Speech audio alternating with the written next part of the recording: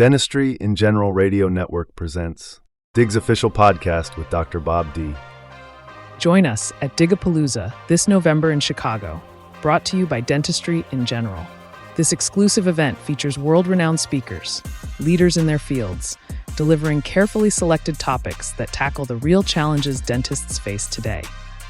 Held in the private halls of Gibson Steakhouse, it's more than CE, it's a connection to a supportive dental community. Early bird pricing is live, but spots are limited and selling fast. Visit dentistryingeneral.com for more details. Challenge ideas, not people. Mastering online community etiquette. Dr. Bob D. interviews Dr. Paul Goodman.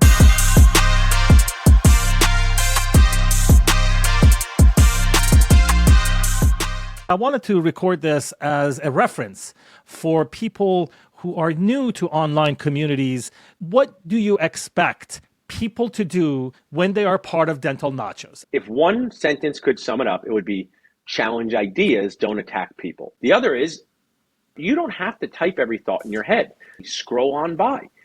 Is this comment directed at you personally? That answer is no.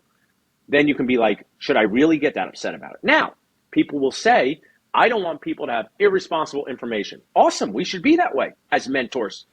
But just type back. If someone goes, you never need an attorney to review your contract, just give it to your dental school faculty.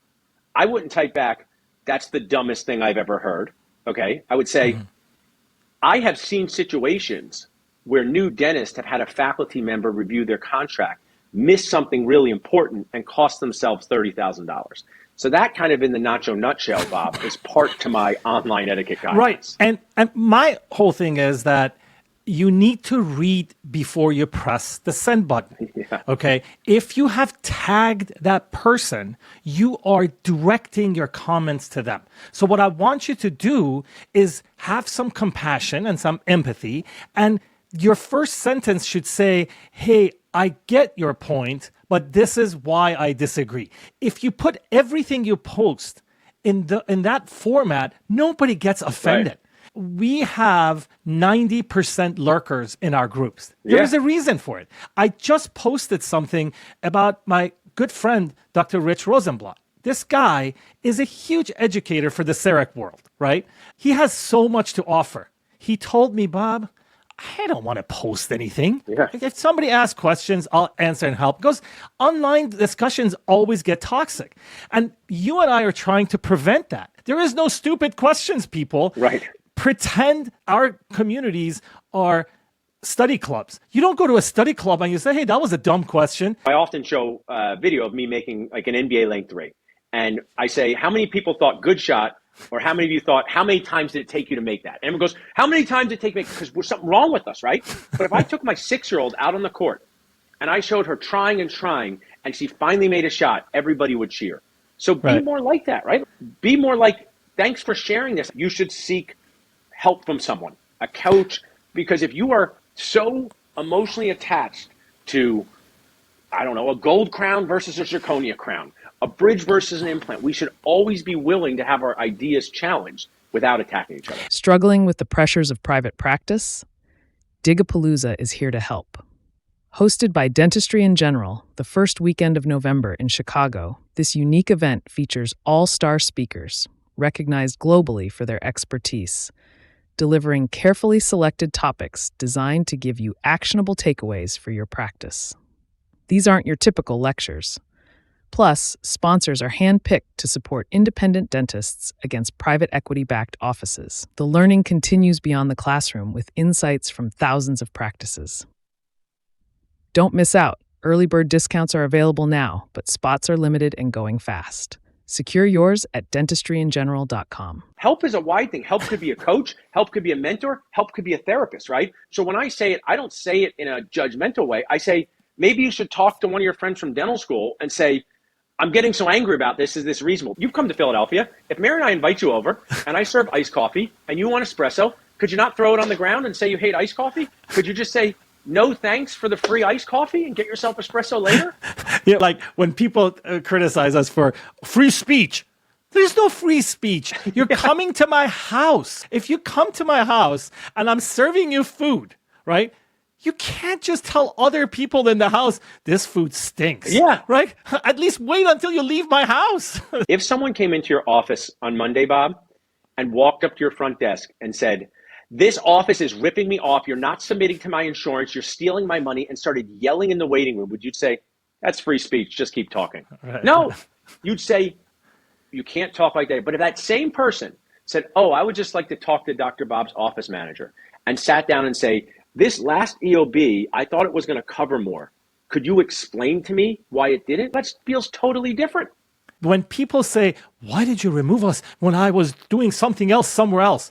Listen, you are bad-mouthing me on the next block. Do I want to invite you to my house? We have a town Facebook group. If there was someone in my office who was a patient who was writing how much they hated my office, I would remove them as a patient. I would say, it seems like we're not on the same page here.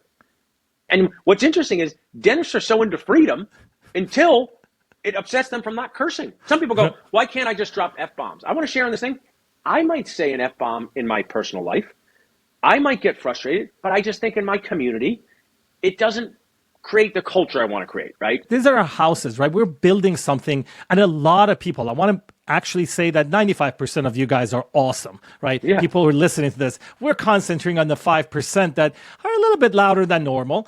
But yeah, don't expect for me to love you when you are like these laugh emojis. People, I just laughed. Yeah, that's like the middle finger to us. Yes. Right? If somebody's attacking us and you go laugh or you clap for them, I've had people, prominent dentists, clap at this guy who was attacking me, or I'm following this. Like, why would you want to do that and still be in my house? This whole concept of naming and shaming, Paul and I don't do that. We don't come out there and put everything out on the public. If you do something bad, we'll rather do it privately, so we don't embarrass you. I played so many sports. As the captain, I wouldn't go in front of the rest of the team. You're lazy, never show up on time, and why we're losing. I bring that person aside and say, hey, if you're not here to start practice on time, that gives us the message that you don't care about this team, even if that's not what you mean.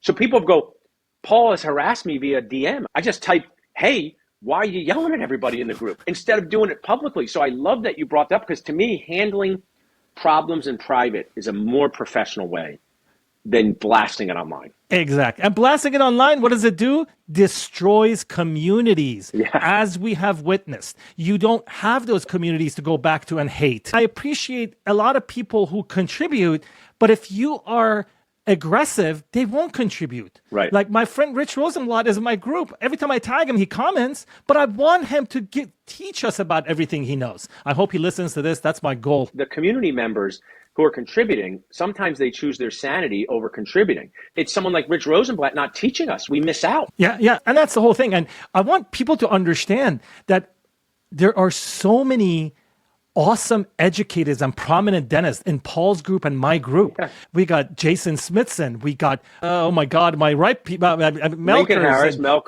Harris, Melkers, and Volker. There are people there that can teach you so many things, but you got to make them feel comfortable. I think we covered everything, right? Yeah. Everything. People should listen to it. Challenge ideas, don't attack people. Think before you type. There's a book, Read the 5-Second Rule by Mel Robbins. It's a great book, because sometimes those 5 seconds are the difference between you staying in a community or not. So I like it, Bob. And the best revenge, Stoicism teaches you, the best revenge is not to be like them. And take a deep breath. Hey, thanks, Paul, for being here. Awesome, Bob. Great, thanks. That's a wrap, but your journey continues at Digapalooza this November in Chicago. Presented by Dentistry in General, this event connects you with world-class speakers, sharing insights you won't find anywhere else, and delivering carefully selected topics to help you grow clinically and professionally. Early bird pricing is available, but spots are limited and selling quickly. Elevate your skills and expand your network. Visit dentistryingeneral.com to register now. This has been a production of Dentistry in General Radio Network. Visit our website, dentistryingeneral.com, to join engaging clinical and business conversations, explore our dental podcasts, and stay updated on our upcoming live event.